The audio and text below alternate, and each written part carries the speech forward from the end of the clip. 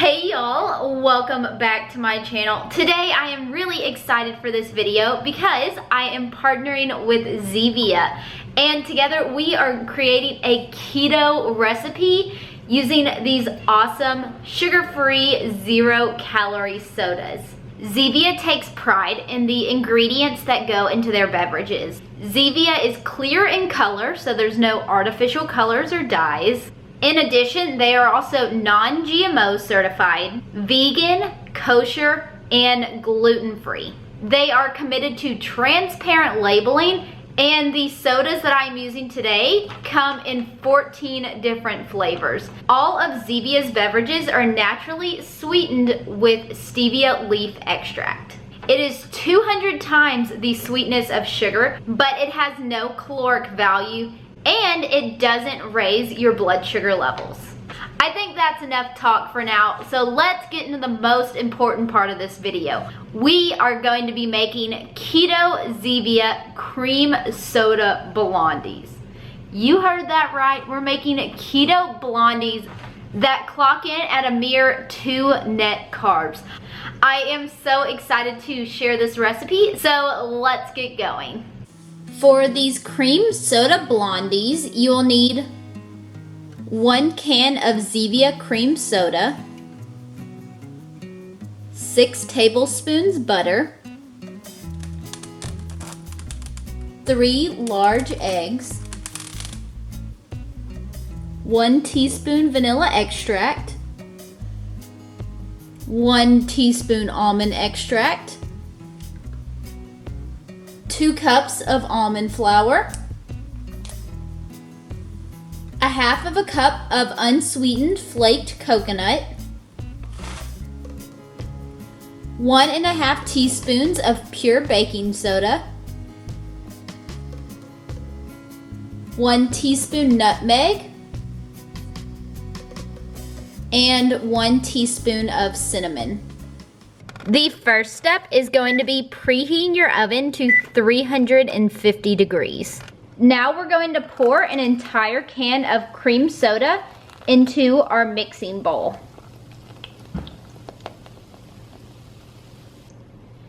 In this bowl, I have 6 tablespoons of melted butter, and we are going to combine that with the cream soda. Now we're going to take a whisk to combine the cream soda and butter. Now we're going to crack 3 large eggs into our mixing bowl.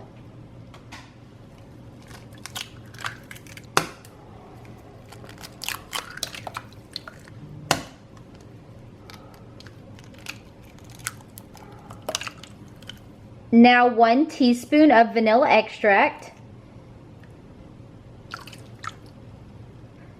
1 teaspoon of almond extract. Now that all the wet ingredients are mixed together, you're supposed to use a hand mixer and beat it until it is nice and smooth. However, I just found out that my hand mixer is royally broken in the move, so I'm going to be using this immersion blender, and it will get the job done. But would highly recommend a hand mixer.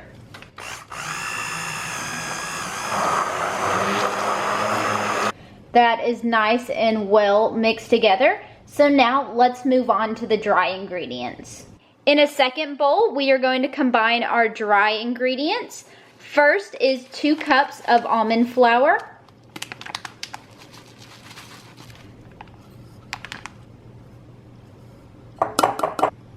and now we're going to add about 1 teaspoon of cinnamon, and try and do this kind of gracefully, unlike me.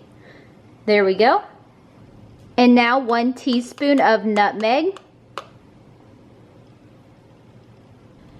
And now 1½ teaspoons of baking soda.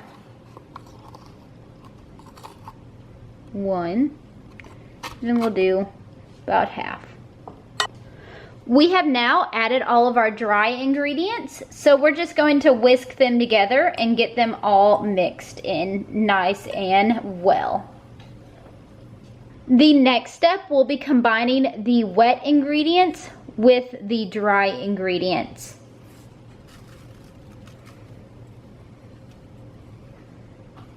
I'm going to use a whisk to get this started on mixing together. And now we mix it with a hand mixer, or in my case, an immersion blender, for 4 to 5 minutes and get it nice and homogenized and mixed together.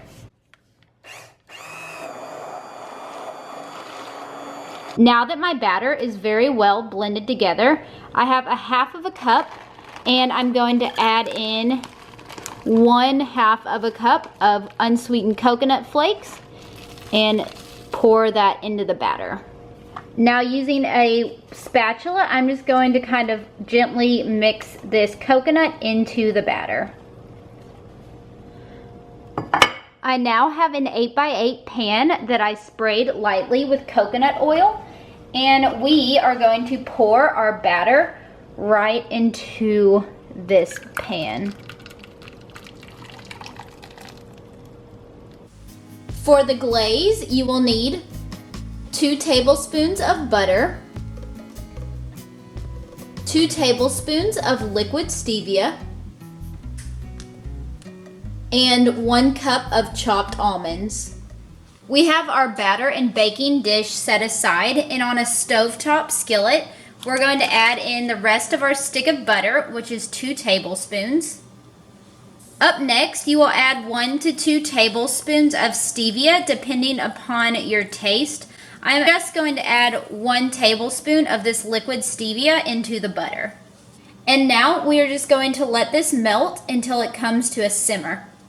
Now that our butter is starting to simmer, I have about 1 cup of almonds that are chopped, and we are going to pour them into our butter and stevia mixture and toss them around for about 3 minutes. It has been 3 minutes, so now I am going to pour my glaze over the top of my batter. And now we're going to place our batter into a 350-degree oven for 20 to 25 minutes, or until it's cooked all the way through.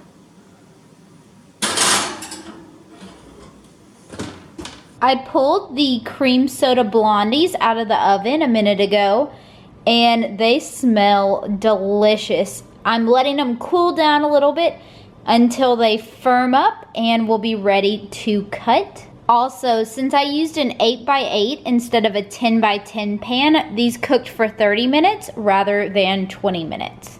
And now we're just going to cut these into about 16 squares.